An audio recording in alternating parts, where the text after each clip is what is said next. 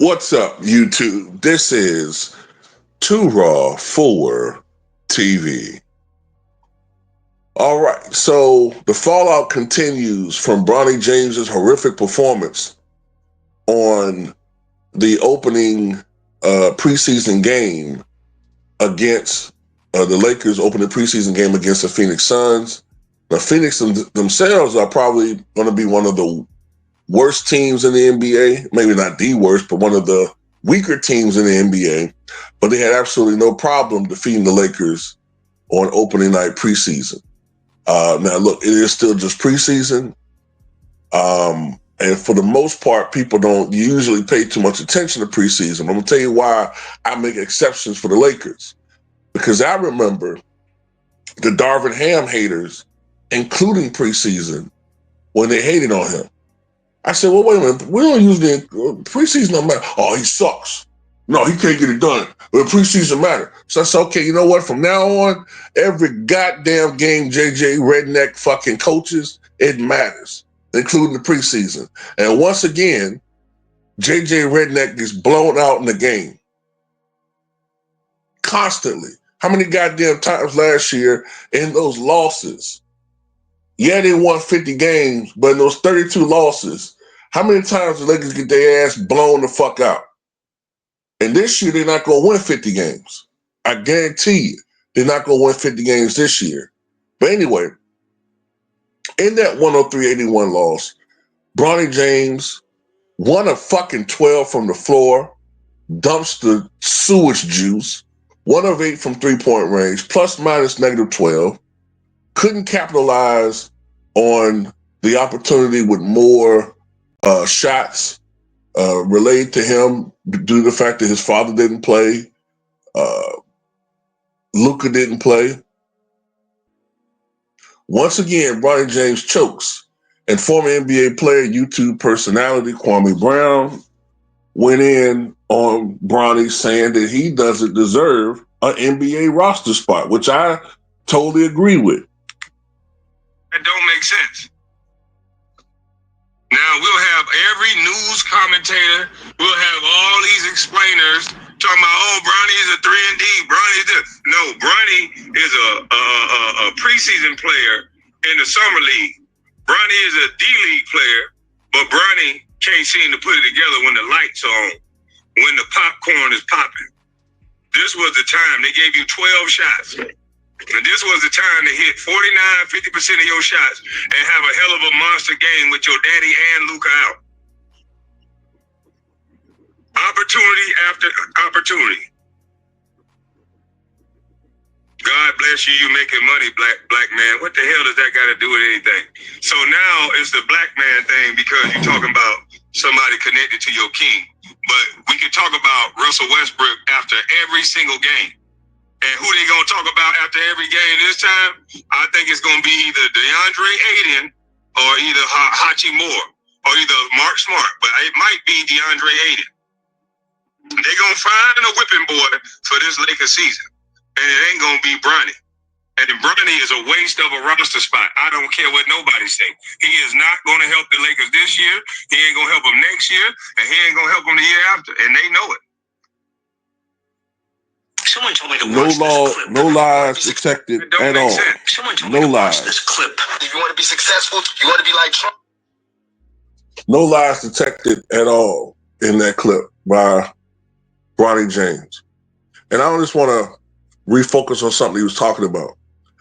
I get so sick and tired with LeBron fans that whenever you are cooking on LeBron or Bronny, I hate how they always try to deflect and make it a racial thing because they know Bronny James sucks, but they try to say, oh no, well, he's getting this opportunity because he's a brother, right? Well, what about Quincy Olivari?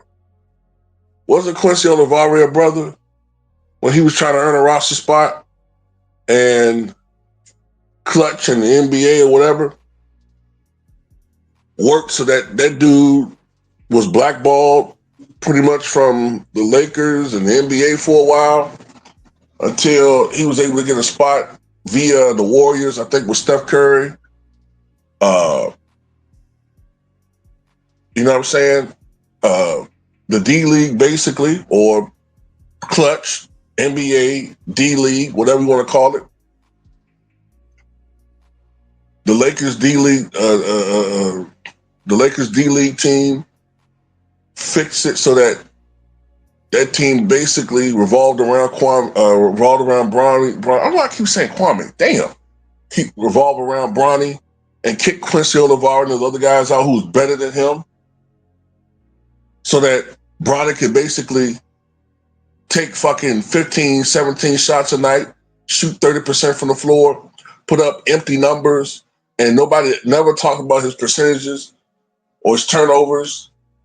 Just show highlights of this motherfucker. I mean, I've just never seen a dude with Bronny. I've never seen a guy that the NBA force feed us this motherfucker. This motherfucker make a layup and everybody fucking applauds. It goes on fucking Sports Center and First Take, ESPN, FS1.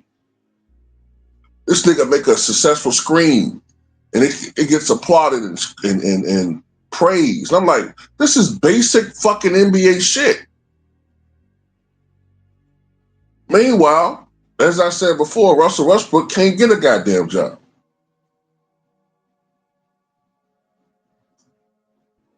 And there is no upside with Bronny James. Like, it's not like he's going to get better. This is him. He sucks. This motherfucker had one halfway decent game last year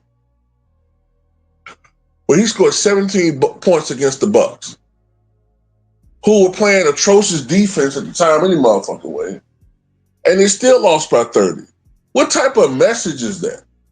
Giannis drops 30 points and 15 rebounds in a 30-point win. But these motherfuckers is praising Bronny for dropping 17 points in garbage time in a 30-point loss for the fucking Lakers. I said at that time, fuck the NBA, man. You fucking praising losing and blowouts, putting up fucking empty calorie numbers. Fuck these motherfuckers. Corrupt bastards.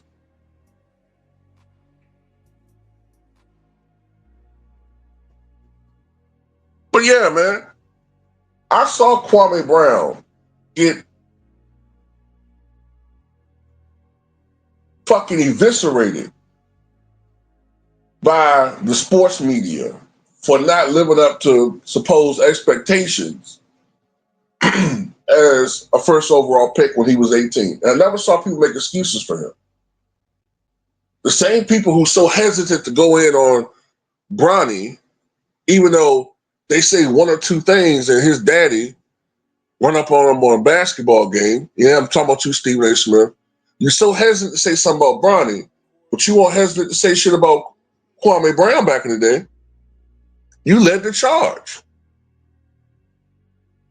So much so did the mainstream sports media sully and dirty up Kwame Brown's name that his name became synonymous with bust. To the point where Kwame said, okay, well, I'm going to basically trademark that shit, which was smart. Bust life.